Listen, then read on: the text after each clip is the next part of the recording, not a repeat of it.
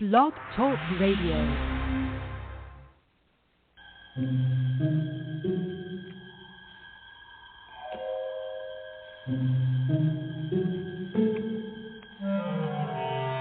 Archangels, ghosts, and Bigfoot, oh my. It's just another night for Supernatural Girls. Real stories, real answers to life's biggest supernatural mysteries. And now for another exciting interview with paranormal experts from this world and others. Here's your host, paranormal researcher Patricia Baker, on the one, the only Supernatural Girls.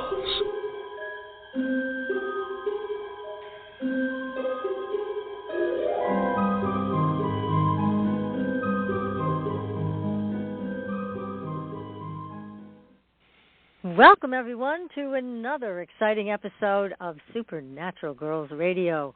I am your host, Patricia Baker. It is June 28th, 2023. And PK, how are you tonight? I'm absolutely thrilled to be in one piece today. We're wrapping up this month, thank goodness. I think we're all ready for that. But I was taking a look at what's coming up because the 4th of July is coming, and we won't be having a show prior to that. So I did want to, make mention of the fact that as of July, we're going into a 5 months, and the 4th of July is going to be a 9-day. So changes, endings, and working together, that's going to be the best hotspot we can work with. The universal year deals with influences of secrets, etc., but right now we want to deal with the 5-month, which is going to deal with freedom and adventure. So I was taking a look at things, and the lessons of the 5 is to watch our ego or being overly confident and arrogant. But the 4th of July adds to the mix things that represent building foundations and hard work. And wasn't that what it took to put America together? Yes. So our country was founded by the Freemasons, whose history goes back at least to the Temple of Solomon. And there's so much that goes on. America has specific symbols tied to the ancient meanings. The words New Age and New World Order, they were taken to coin by represents not the presidents, but what goes on around other things. The forefathers were definitely inspired to help us become creators of this, quote, New Age. And she must collaborate with the world affairs to further the ultimate establishment of the united. And God knows that right now we need to be united as a nation. There's so much chaos going on and so many lies bouncing in the air that we'll use the 4th of July as hopefully a new start to eliminate the negative, and let's all get together and bring about this new nation that they started how many years ago? Never hurts to try. Yes, so I agree. To talk about that. Well, I think that's great. There's it's more inspiring. about it on my webpage that will go on the first of the month about what's going on with the numbers and such as this, so they could always check it out at patriciakirkman.com. That's right. Excellent. And you can also get your own personal numerology reading from PK. She's available to do that, so you can take a look at all the dynamics that you're facing in your life. Because we all know it's a bit challenging in the world today, both personally and socially.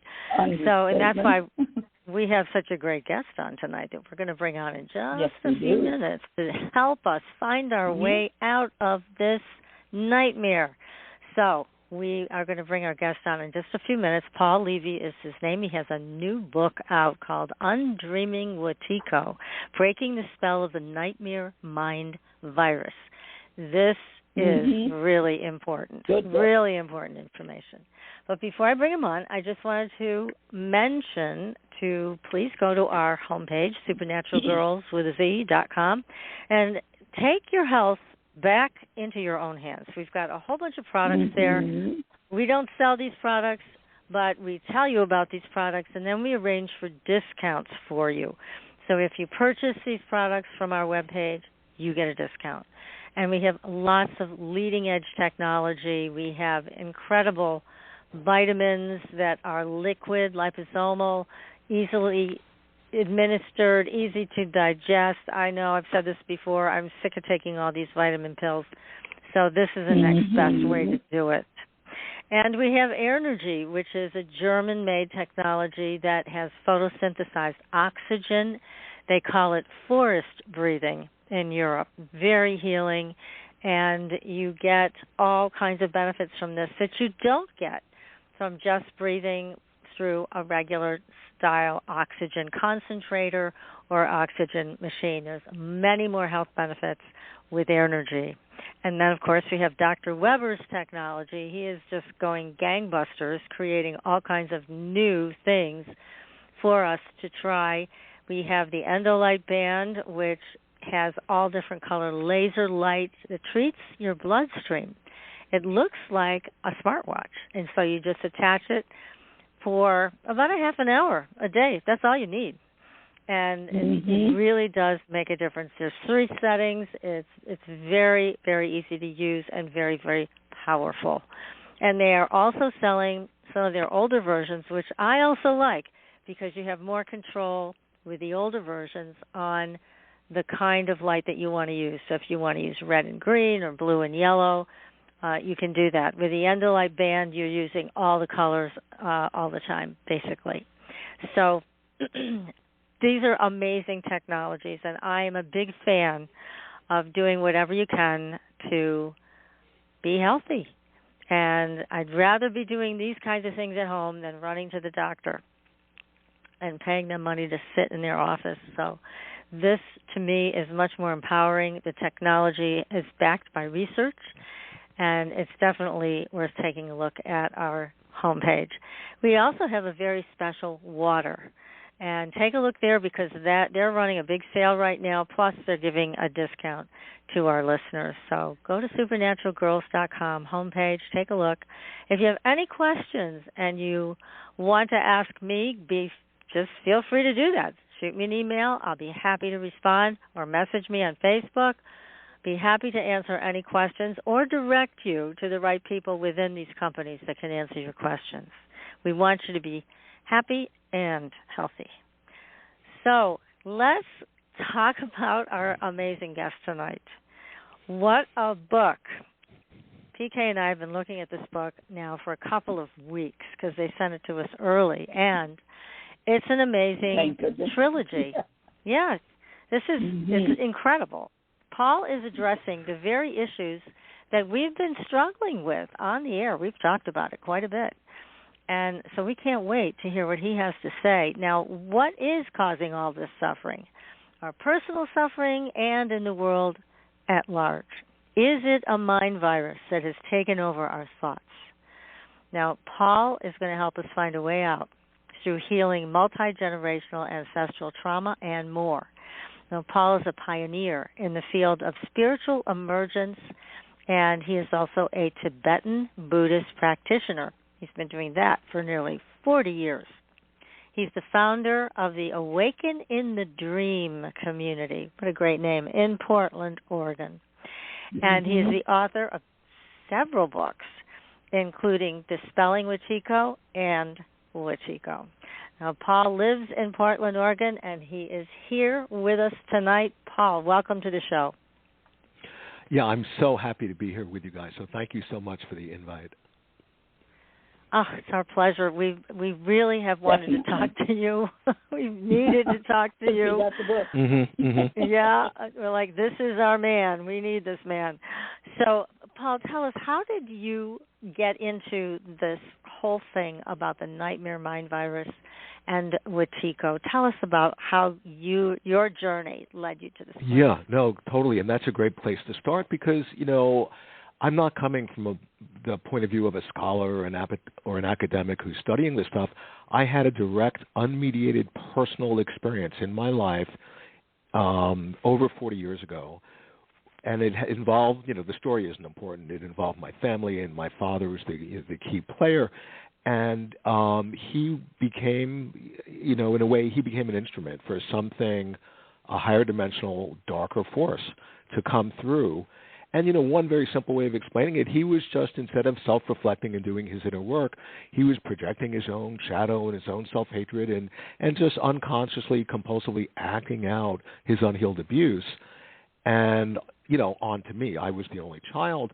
And it it created unbelievable suffering for me, where I went from, when I was in college around this time, and it got constellated by me, separating and individuating.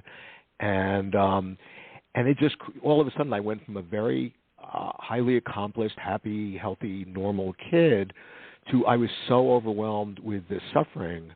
And it was, like having a direct encounter with evil, that I couldn't go on. I couldn't live my life.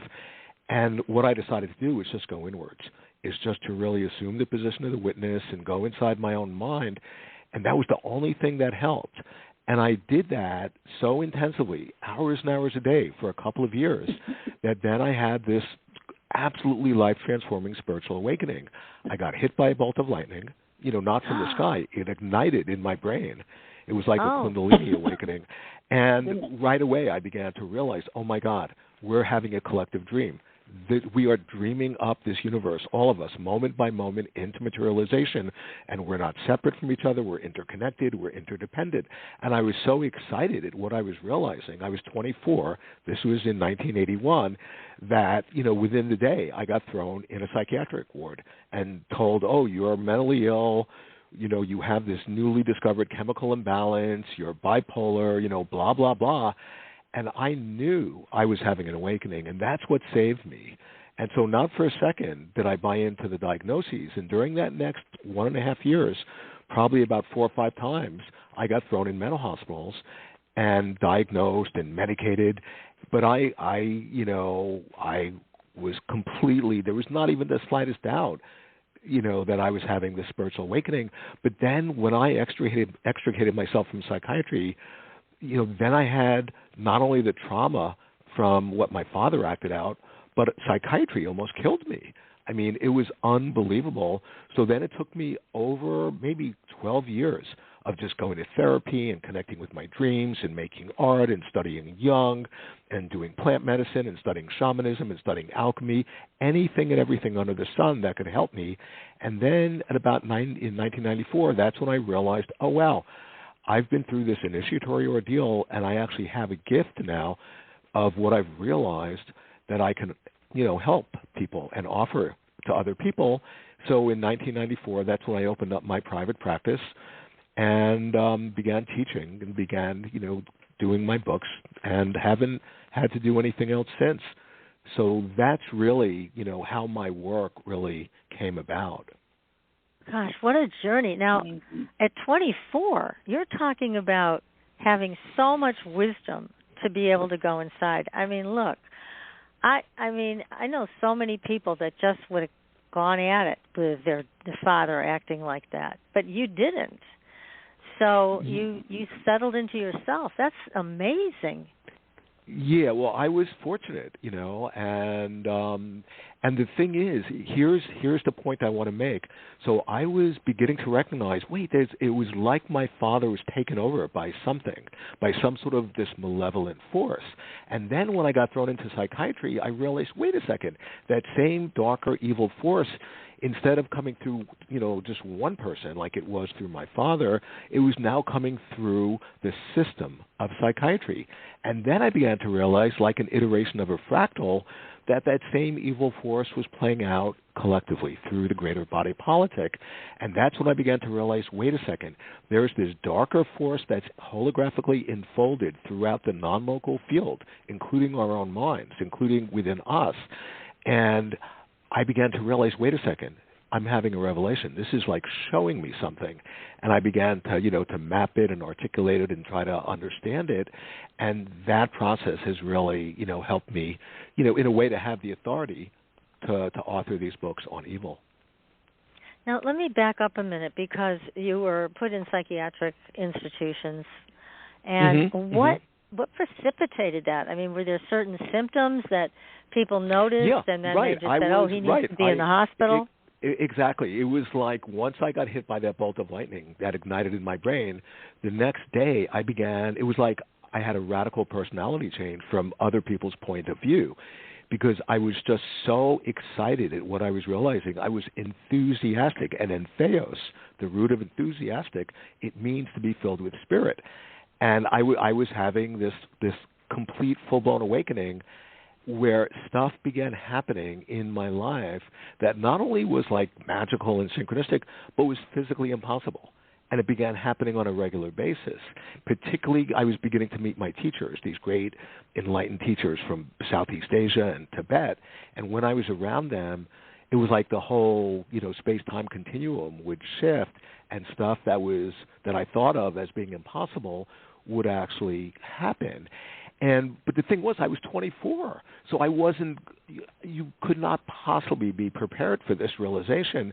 So I hadn't integrated it, so I was so, ecstatic. I had stepped out of being stuck that psychiatry, they're trained to pathologize any aberrant, abnormal behavior. So right away I got pathologized. The chemical imbalance had just been announced the year before in the DSM-3 in 1980. And I should point out, so every psychiatrist was diagnosing me with having a chemical imbalance. And wow. It came out years later that those same psychiatrists who authored the book and came out with a chemical imbalance, they actually confessed years later and said, by the way, there's no such thing as a chemical imbalance. We made that up because the pharmaceutical companies wanted to sell more drugs and make more money. I actually have the quotes in one of my books. How amazing, my God, what this big pharma has done to us. And so, oh my God, it's unbelievable.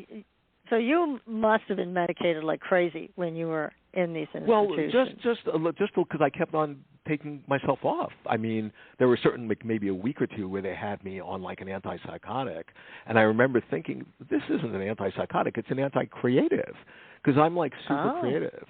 And I just felt like my whole creative spirit was just completely suppressed.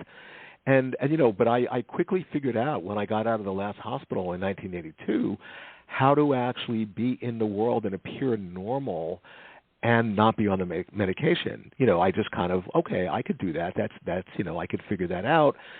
And so I just took myself off the medication and haven't had any episode in like over 40 years. That sounds a lot. Now, where was your mother in all of this? Well, my mother and I, we were really close, and growing up, there was this incredible love between us, and she, unfortunately, protected the abuser. She was aligned with my father, and she was a key figure because she was there for a lot of the abuse. And, the abuse wasn't sexual, it wasn't physical, it was emotional. And she was right there, but she disassociated. And it's a typical thing, particularly in that generation, for the wife to, protect her husband. And, she just didn't have enough courage, because I kept on pointing out that there's something evil coming through my father. And of course, I right away became what's called the identified patient. Like, the problem is Paul's saying these terrible things. If only he would stop saying these bad things, then the problem would go away, instead of anybody listening to what I was saying. And then psychiatry also supported my father and protected my father and saw me as the crazy one. Right. That's what they do. Gosh, yep. Amazing journey you've been on. So did you end up separating yourself from your mother and father and just saying, okay, I've had enough. I don't need these people in my life? It was tragic. They died over 20 years ago, both convinced that, and at that point I was teaching and writing, and my mother told me on her deathbed, Paul, that's all your hallucination that you're doing that. She couldn't take in the reality of it, because if I wasn't hallucinating it, then wait a second, then she might have to listen to what I was pointing at, which is that her husband is a total criminal.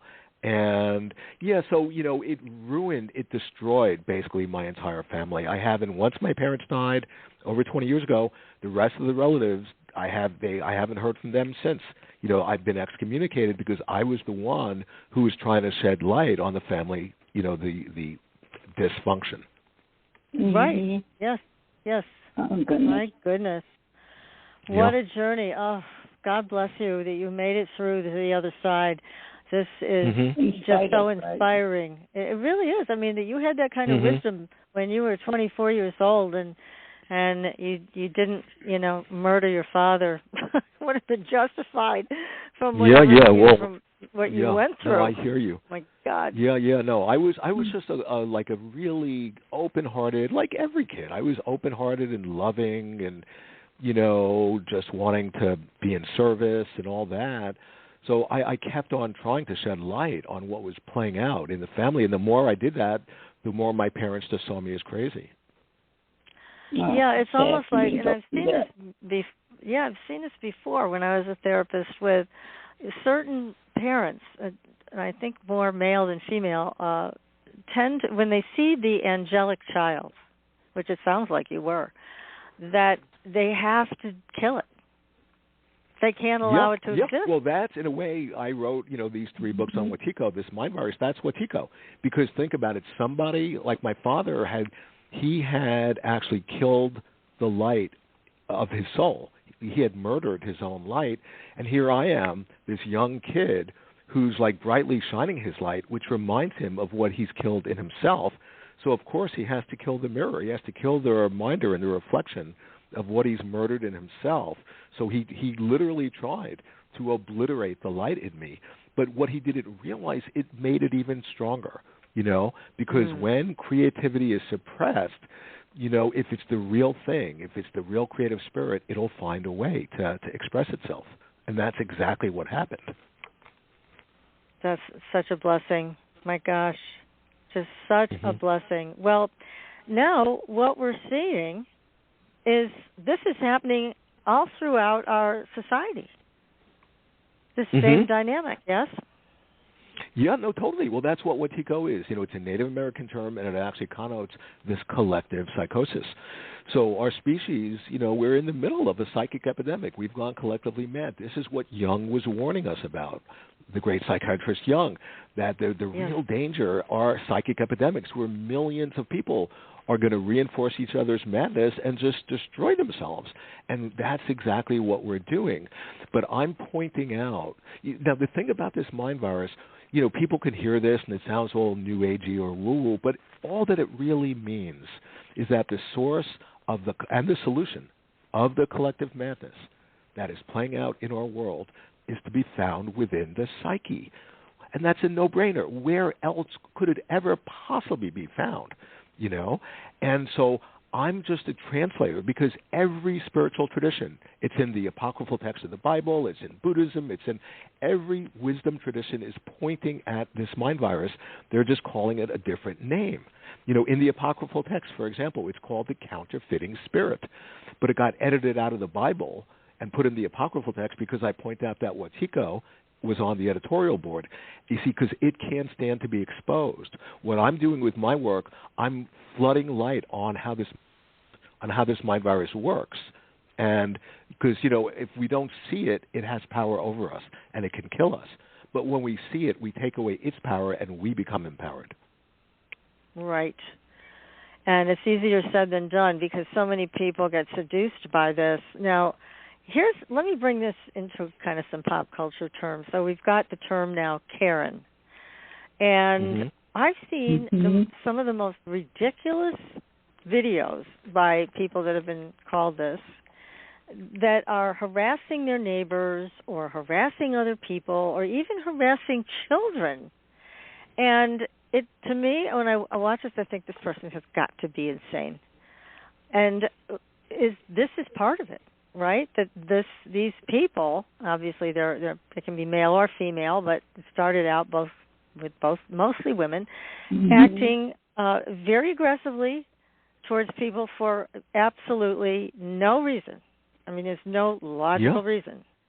Yeah, well, so how does this take place? What's going on?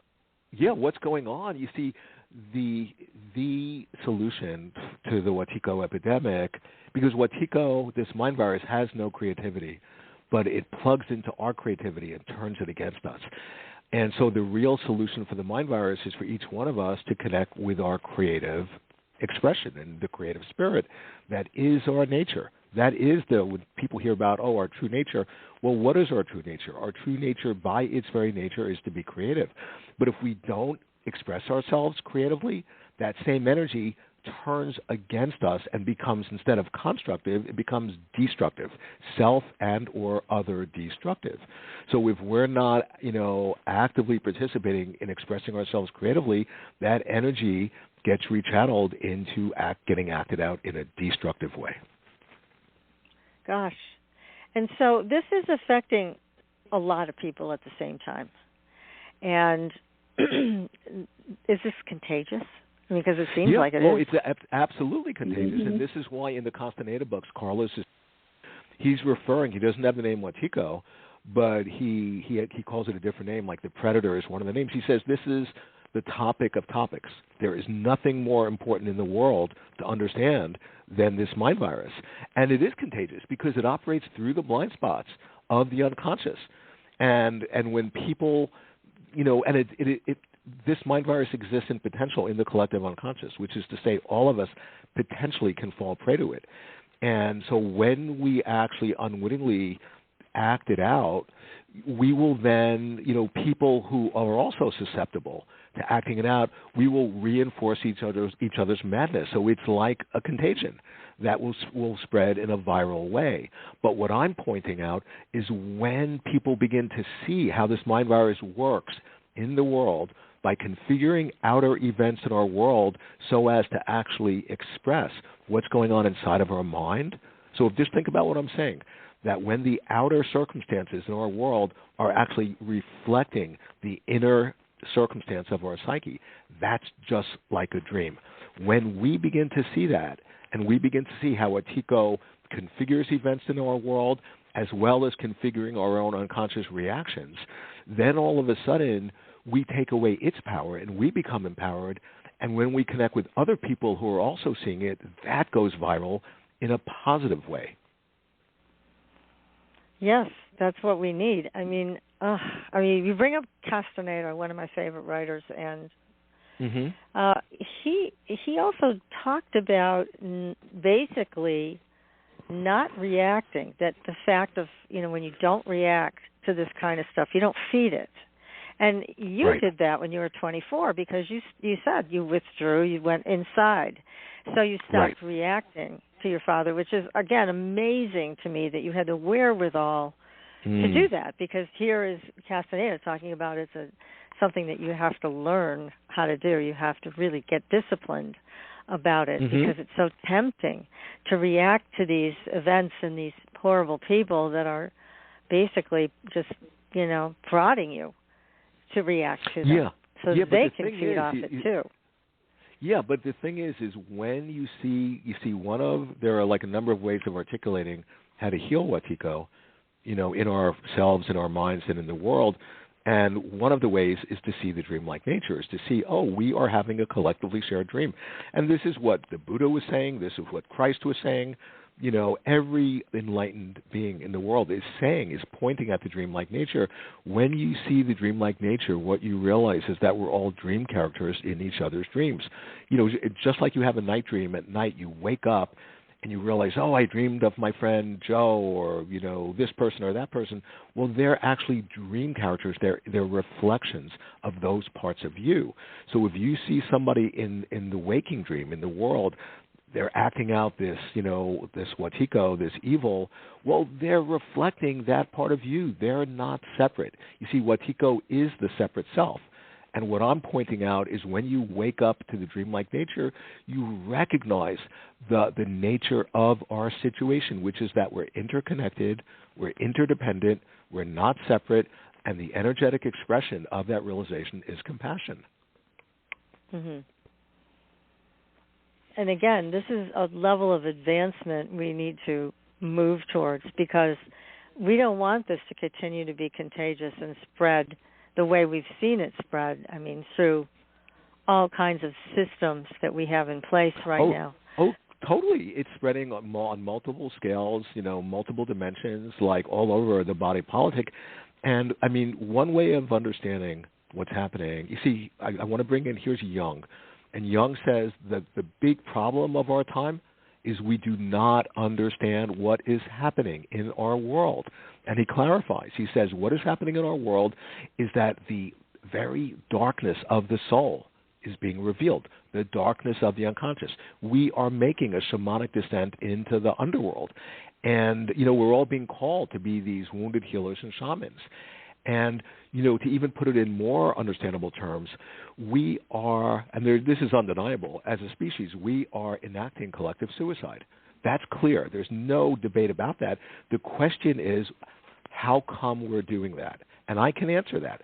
I would point out we are doing that. We are collectively killing ourselves because we do not know how not to. We don't know how to not kill ourselves. And what I'm pointing at is that the act of killing ourselves is the way we're teaching ourselves how to not kill ourselves. What I'm pointing at is that encoded in the pathology is the vaccine. Encoded in the pathology is the medicine. That's what Wetiko is. It's a mind virus that's the source of the greatest evil. But if we don't recognize what it's revealing to us, that it's actually helping us to awaken, it's being called by scholars. Wetiko is the greatest catalyst for human evolution ever known. But if we don't recognize that it is, then it will just continue its programmed function and kill us. But the point is that it's a quantum phenomena, and what I mean by that is just like light. Well, is it a wave or a particle? Well, it depends. It's both, depending on how you observe it. Wetiko is the source of the greatest evil and the most sublime divinity and the highest good, and it's helping us to wake up. Well, how is it going to manifest? It depends if we recognize what it's revealing to us, because it's a revelation. That's what Jung is pointing at, that the revelation isn't coming from the heavens through the light. No, the revelation is coming from the underworld through the darkness of matter, and we need to recognize that. And then we actually can experience the positive face of Wetiko. Tall order. I'm up for it. I know, PK, you are too. Definitely. But amazing. These are tall orders, definitely, for many people who've been caught up in this and cannot, for whatever reason, see what's right in front of them. Seeing the reality. It's so, I am, and I know PK and I have had many conversations about this. Why can't they see what's right in front of them? Well, it's funny. Think about how I'm describing Wetiko. Wetiko is a form of blindness. But it's a form of blindness that doesn't know it's blind. And not only that, it thinks that it's more sighted than people who actually see. Now, for example, so many visionaries and artists and thinkers and philosophers have been devoting their lives over centuries to pointing at Wetiko. I'll just mention one, like the great sci-fi writer Philip K. Dick. He actually was saying this mimicking stuff, because that's what Wetiko is. It's a mime. It's an impersonator. It's the counterfeiting spirit. That's what it's called in the apocryphal text. He goes, this mimicking stuff is the key to everything, okay? And so this counterfeiting spirit, it puts us on. It'll offer us, because keep in mind, it has no creativity. It'll offer us a fictitious identity, a false version of who we are. Oh, you're limited, you're traumatized, you're wounded. And if we're not awake in that moment, we will then identify with Wetiko's version of ourselves, and then it has us. Then it can manipulate us and control us, And because the greatest protection against Wetiko is to be in touch with who we actually are, with our nature. And just think about what I'm describing. So here, Wetiko, it can't steal our soul, but it can trick us into giving our soul away. Then we actually identify with Wetiko's version of ourselves. We identify with who we're not. Then we forget who we are, and we disconnect from our creative agency. That's a recipe for madness, and that's Wetiko in a nutshell. So this, again, runs through all of our institutions right now, all of our government institutions. You see so many people getting paid off to do and say things that are not at all in alignment with the truth. So you see people just taking money instead. And that's a way of selling the soul, I think, selling themselves out. Mm-hmm. And it's very sad to see that. Yeah. Just to comment on that, because, the thing about Wetiko, it's an inner disease of the soul that actually can somehow, it has a magical ability to extend itself out into the external world and inform and give shape to external events. But those external events are reflecting how Wetiko works inside of an individual's mind. So you're talking about these government institutions. Yeah, they've been captured. There's like regulatory capture. The very institutions that are supposed to monitor the negative forces and the invaders have been captured by those negative forces. That's how Wetiko works in the human psyche. In other words, when somebody becomes infected sufficiently, Wetiko sets up a shadow government within the psyche. It colonizes the psyche. It subsumes all the healthy aspects of the psyche to serve the pathology. It will dictate to the ego. And the person is oblivious. They have no idea that they've been taken over by this mind virus. What I'm describing is exactly what's happening in the world as these totalitarian forces are like taking over and centralizing power and control and trying to take away our liberties. But the point is, when you see how what's happening in the world is reflecting what's actually happening in our mind, that's when you begin to see the dreamlike nature, and seeing the dreamlike nature is like this magical elixir that just dissolves Wetiko. This is just, I'm captivated by what you're saying. And how do you see a way out for our institutions with this? Because they seem so, out of control and still all powerful. Right. No, I totally see a way out. But here's the thing, and this is Jung once again, because when I found his work, it changed my life. It saved my life, and he's talking about that change in the world has to start with the individual. It can't start with legislation, with changing institutions, with getting the bad people out of positions of power, because if we don't deal with the deeper archetypal process that's happening, then over time, those roles of, the criminals who are like attracted to positions of power will just get filled by other people. So the point is, each one of us has to do our inner work and connect. You see, we are being put under a spell. And so many people feel, the darkness, the evil, the insanity is so overwhelming, I have no power, I'm helpless, I'm powerless. And on one hand, that's true. On another hand, that's the lie. Because each one of us, this is why I wrote a book on quantum physics, because quantum physics came along into the world and into our minds, a century or so ago, and it's like showing us that each one of us have this unimaginably vast creative power to create our experience moment by moment. And we're using it every second. But most of us are using it unconsciously in a way that's creating a cocoon around ourselves and suffocating us.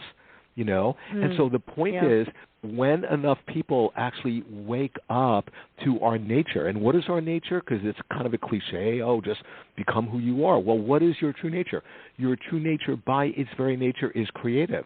So the more you realize your nature, the more you embody and express yourself creatively. And the more you do that, the more you deepen your realization of your nature. It's a positive feedback loop that literally creates light. And it creates light upon light. And when one person does that, it actually imprints in the quantum field of the collective unconscious, making it easier for other people to do it. And then when you connect with other people who are having the same realization and are embodying being, just their true nature, which is to be a creative, open-hearted, loving person, that goes viral. That becomes the contagion. So here's a story that a guest told us on the air some time ago. Now, PK, I'm sure you remember when Lon told us this story. Lon Duquette, famous author, a big expert in the occult, very well known worldwide, and this guy was trolling Lon like crazy, and calling him this fat bastard. Who do you think you are? You're some big occultist. You can't even control your own weight. You're so fat, and obviously you have no self-control. And this guy would not stop. Brutal. And Very brutal. He was brutal. Yeah, exactly. And poor Lon, he's a sweetheart of a guy, and he was just beside himself. And no matter what, this guy just wouldn't let up. So all of a sudden, Lon had this enlightened moment where he thought, well, you know what? Maybe the guy's right, that I need to take a look at the fact that I'm fat, and out of shape, and maybe I need to do something about that. So he started walking. a few blocks every day until he was able to extend it to a couple of miles, and then he changed his diet, and he started to lose weight. So he turned this absolutely horrible, insulting experience into something that really enriched his life. So I think that's kind of what you're talking about, that this is what we all need to do. That's in other words, we are being invited to be alchemists. And alchemists, what alchemy really is about is transforming something that's like seemingly negative into medicine.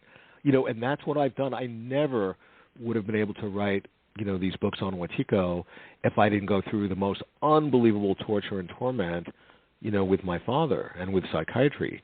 And instead of staying stuck in that state and feeling victimized and resentful and bitter, I was able to see, wait a second, when I was hospitalized and almost destroyed by psychiatry, that was part of the awakening. That was a descent into Hades, into the hell realm. And so I was alchemically transmuting these horrible things that had happened to me into something that could be helpful. And that's what we're all asked to do. We're all, I think it's the biggest chapter in the new book. It's about, the whole idea of being shamans. And, and a shaman is the wounded healer. And a shaman really is the creative artist. That's what a shaman is. And we are being called to be, to step into the shamanic part of ourselves. And the thing which is interesting, I finished that chapter literally 2 weeks before the lockdown happened. And little did I realize, that I was being telling the future, because here I was writing about we're making a descent into the underworld, we're going through a death rebirth experience, and then the lockdown happened, which was the next level of that very process. Wow.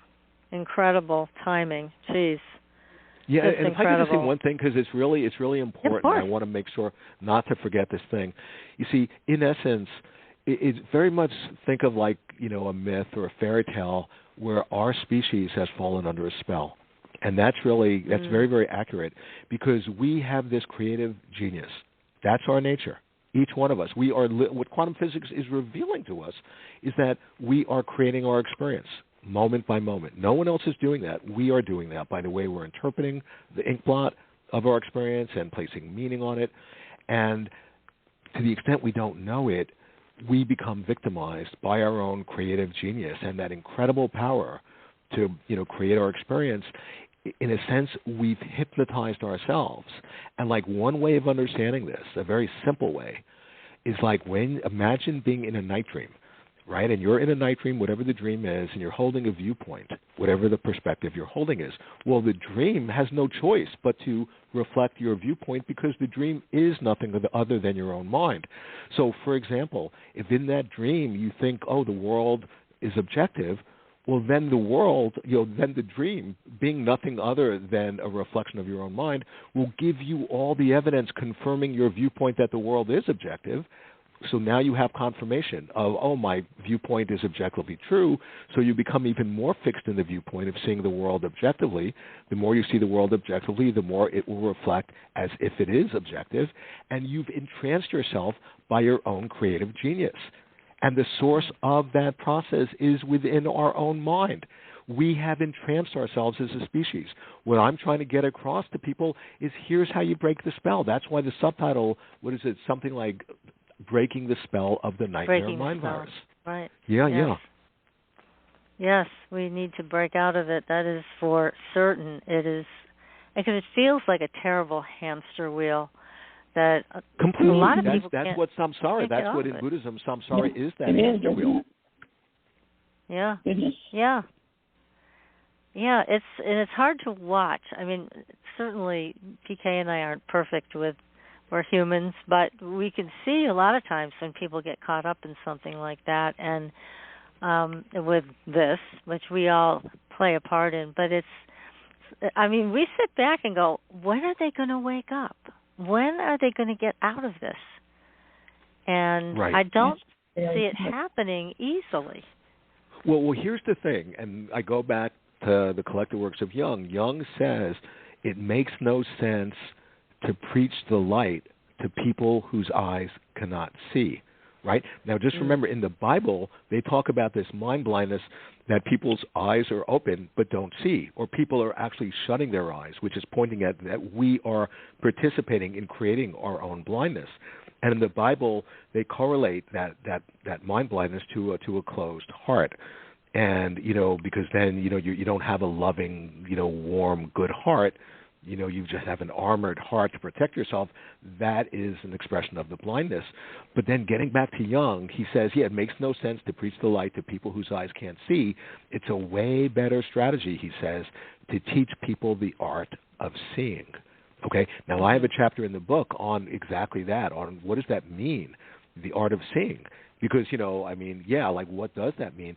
But that's our situation, is that, for those of us who've broken the spell to whatever degree, who've realized the dreamlike nature to whatever degree, how do we deepen our own realization and try to help other people to actually open their eyes and see? And I think we've all experienced, no matter how much evidence or facts you try to convince somebody, people are so fixed in a viewpoint that it doesn't make a difference, No, it doesn't. And I've never in my life seen anything like this, It's become so polarized. Our world has become so polarized, but I want to point out that Jung once again comes to our rescue. He says the great illness of our time, the great sickness, is a sickness of disassociation, where the right hand does not know what the left hand is doing. And think about that. That's a trauma response.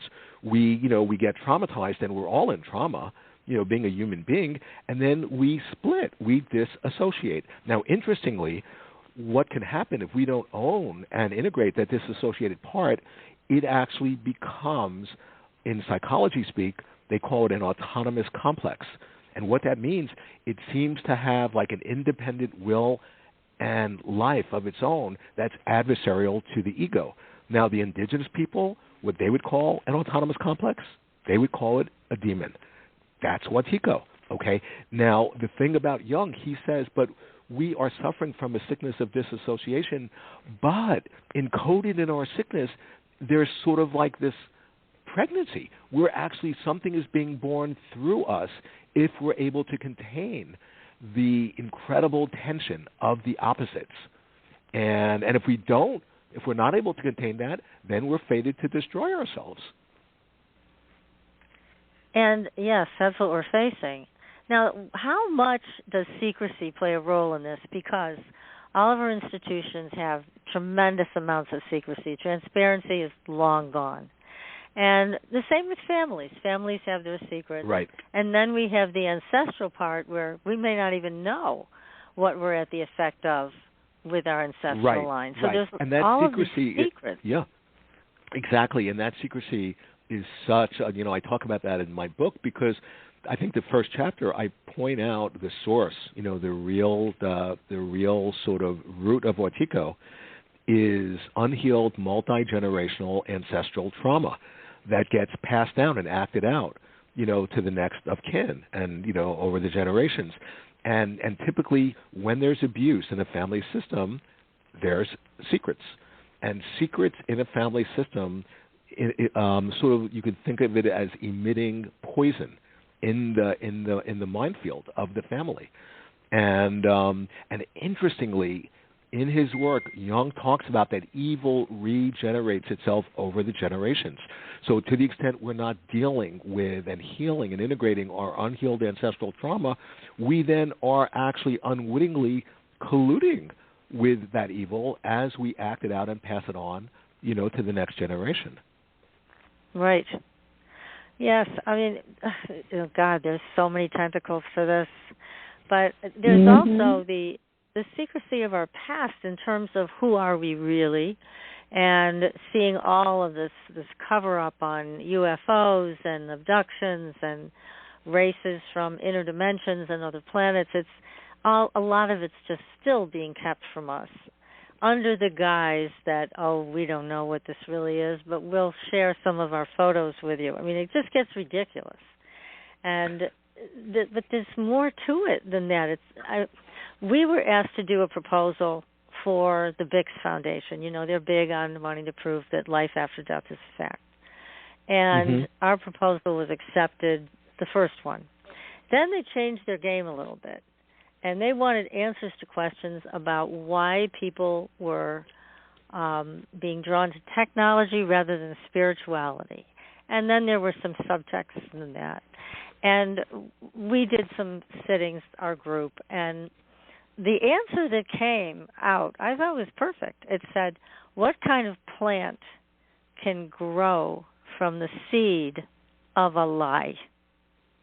Right, that's right. it. Well, and the thing which is interesting, just to trip out on, the phrase like, just like when people lie, the lie, in his work, Jung, well, first of all, I point out that the underlying psychological process that informs Wetiko is when we project the shadow, is scapegoating, right? Now, in his work, Jung calls projecting the shadow, quote unquote, the lie. Now, who's the liar?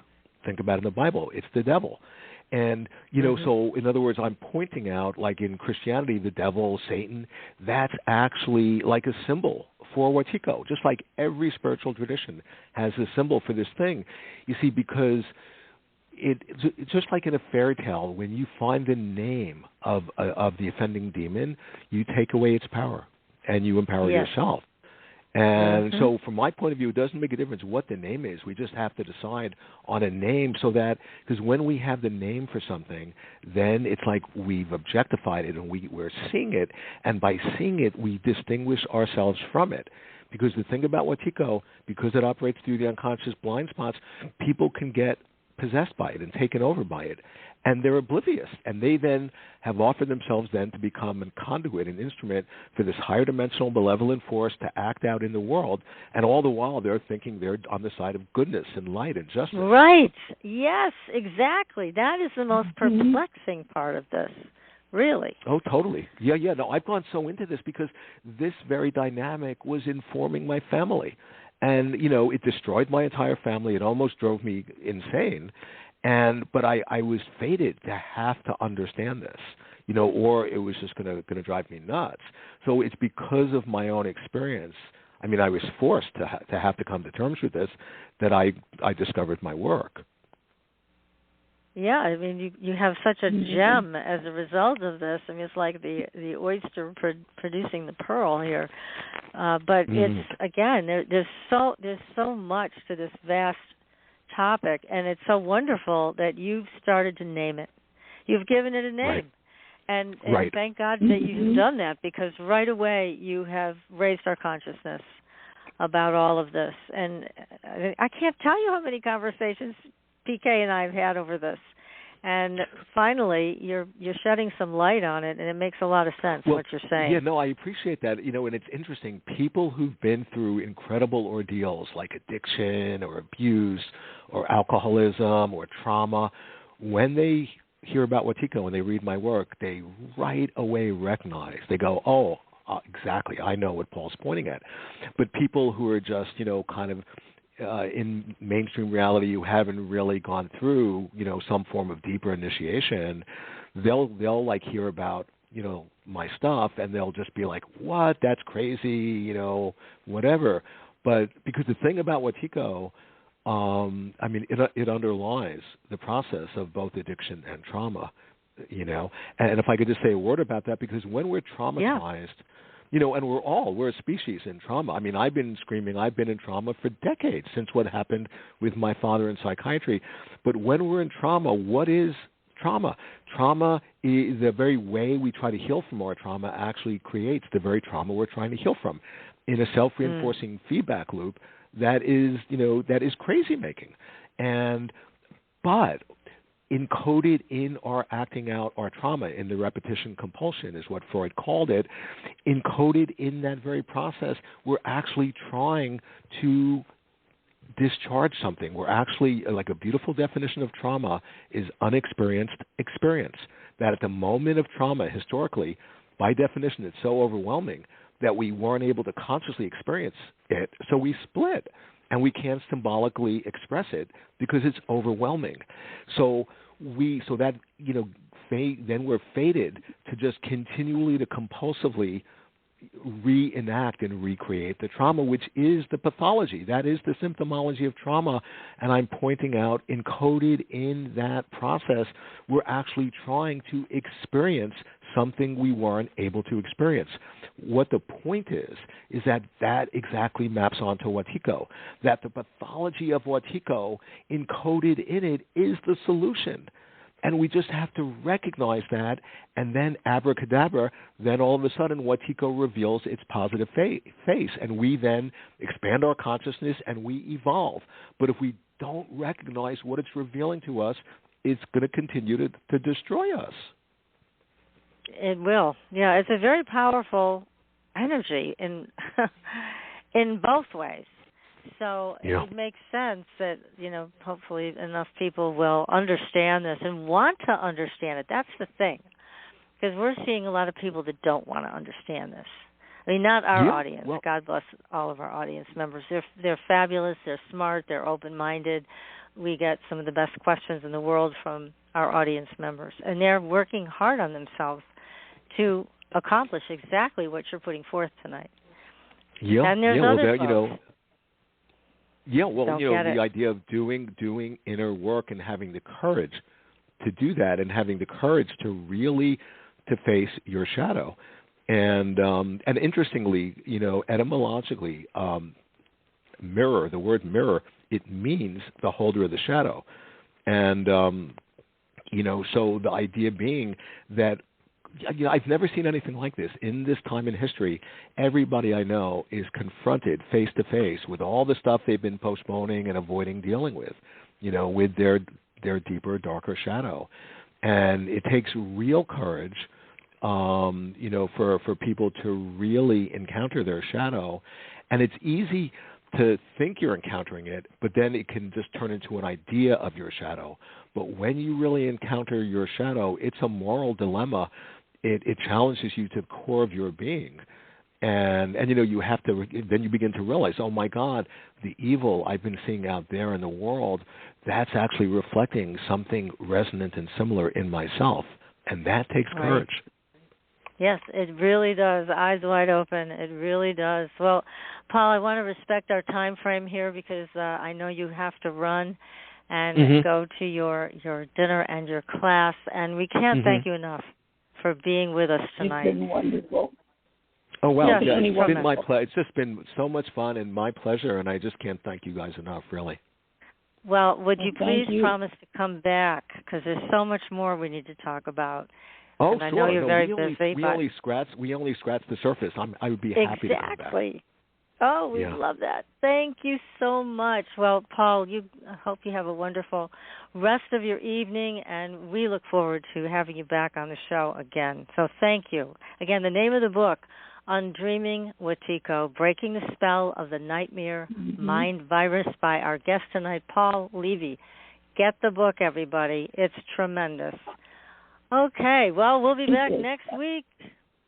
And we're going to have another great show too. We are going to be talking with a very famous dowser who's going to douse my property. So we're going to find out. Yeah. We're going to follow through with Kay Randall May's work and see what's really here. Do we have a portal? Do we have an underground spring? What do we have?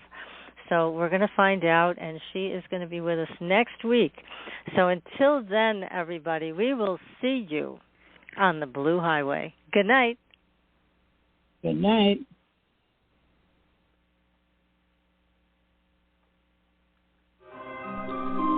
Thanks for listening. Tune in next week for another radio adventure with Supernatural.